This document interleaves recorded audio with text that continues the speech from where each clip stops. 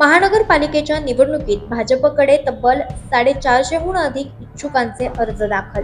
स्थानिक स्वराज्य संस्थांच्या निवडणुकांच्या पार्श्वभूमीवर राजकीय पक्षांकडून तयारीला वेग देण्यात येत असून राजकीय पक्षांकडून उमेदवारांची चाचपणी सुरू करण्यात आली आहे. धुळे महानगरपालिकेच्या 74 जागांसाठी होणाऱ्या निवडणुकीच्या पार्श्वभूमीवर भाजपकडून इच्छुकांना अर्ज करण्याचे आवाहन करण्यात आले होते.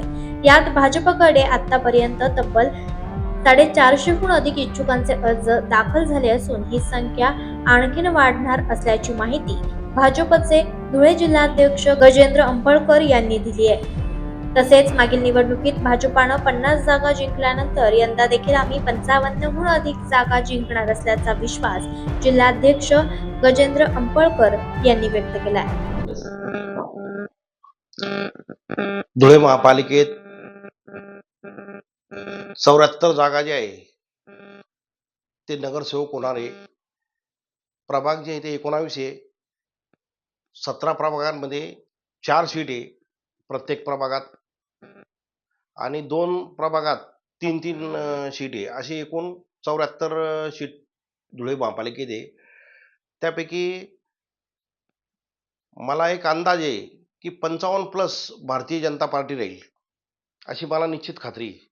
त्याचं कारण असं आहे, धुळे महापालिकेत ज्या पद्धतीने गेल्या पंचवार्षिकला भारतीय जनता पार्टीच्या माध्यमातून जे काही विकास कामं झालेले आहे, अतिशय मोठ्या प्रमाणात गेल्या 25 ते 30 वर्षाचा बॅकलॉग हा भरून काढण्यात भारतीय जनता पार्टीला यश आलेले आहे आणि त्या माध्यमातून मला निश्चित खात्री आहे की 55+ जागा आम्हाला मिळतील अशी निश्चित मला खात्री आहे.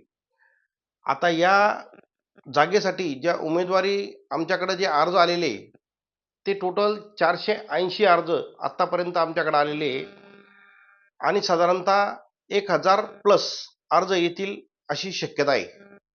त्यापैकी आम्हाला 60 ते 62 जागा वर निवडणूक आम्ही लढणार आहे आणि मला निश्चित खात्री 55 पेक्षा जास्तच आमच्या जागा निश्चितपणे येतील अशी आम्हाला 100% खात्री आहे.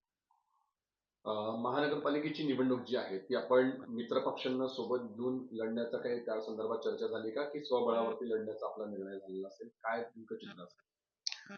महापालिकेची निवडणूक ही आम्ही मित्रपक्षांना सोबत घेऊन लढणार आहे, परंतु महापालिकेत गेल्या वर्षी 50 जागा ज्या आहे त्या आमच्या भारतीय जनता पार्टीच्या निवडून आलेल्या आहे. तर मित्रपक्षांनी तो देखील विचार करावा की त्या 50 जागा सोडून उर्वरित जागेवर आम्ही युती करण्यास तयार आहोत.